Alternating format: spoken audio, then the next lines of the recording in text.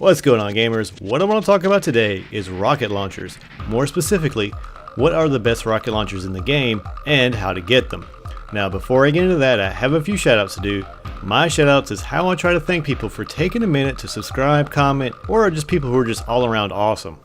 Now I want to thank Keyblade Master CJ, Sky High, GHV Blade, and Lord Havoc and the DoD Legion for following me on Twitter. And yes, that's the Dads of Destiny Legion that was Josh's clan. Now there are a lot of legendary rocket launchers in Destiny, so what makes one rocket launcher better than the other? Well, it boils down to the stats and what your game mode preference is. What I always look for in a rocket launcher is blast radius. The larger the blast radius, the more area of effect that rocket launcher will have. Now, if you have a rocket launcher that does not have a nearly maxed out blast radius, it's not the end of the world, because in Destiny you can reforge and make launchers more in line with what you're liking.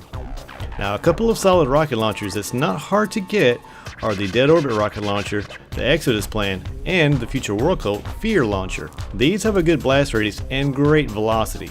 Velocity is the second thing that you really need to pay attention to in rocket launchers.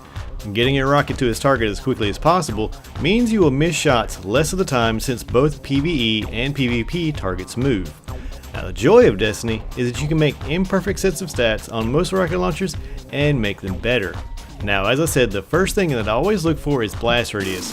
Well, one of the largest blast radiuses you can get is the Admonisher from the new Monarchy. I was looking for a good rocket launcher for PvP, so I picked up one of these beasts. So what are the perks that make a PvP launcher different than a PvE launcher? Well, for me, you have a little more room to have fun with the perk rolls in PvE. So perks like Surplus, Cluster Bombs, Army of One, and Spray and Play are pretty cool to play around with. Now one perk I specifically look for is tracking. When you're running around on the worlds of Destiny, you can take some crazy long rocket shots, and even with great velocity, your target will still move before the shell gets there. So I would always recommend tracking for a PvE rocket launcher. What we are going for is a PvP rocket launcher, so here are the top perks to get on your launcher. Now the first perk you'll want is Grenades and Horseshoes, aka the Proximity Explosion. Now this will allow you to blind fire down a choke point that your radar is saying, hey, there's bad guys over there. Now, as the rocket flies past them, the proximity will trigger, killing them. Now the second thing that I always look for, as I said, is speed. With something like the Admonisher, you'll want Javelin to give the biggest boost to that velocity. If I hadn't had Javelin, even with a huge blast radius of something like the Admonisher, your target would have a small window of time to see the rocket launched and get away. Now lastly, I always go for Clown Cartridge. Why? Well, when you get heavy ammo, you always get 4 shots. With Clown Cartridge, you have a 25% chance on each reload to get extra free rockets. Yes, free heavy ammo. Now how sick is that? Now I've had several rounds where the Clown Cartridge triggered on multiple reloads of one heavy ammo pickup. Now lastly is what type of compensator to have.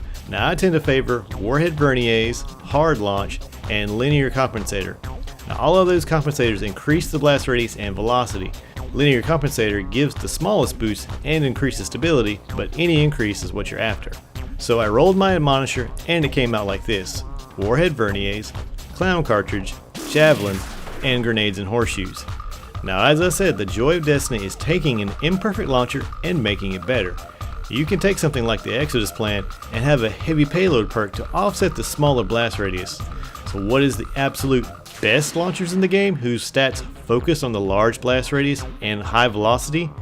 Well, the first one you can get is from the Trials of Osiris right now, Tomorrow's Answer.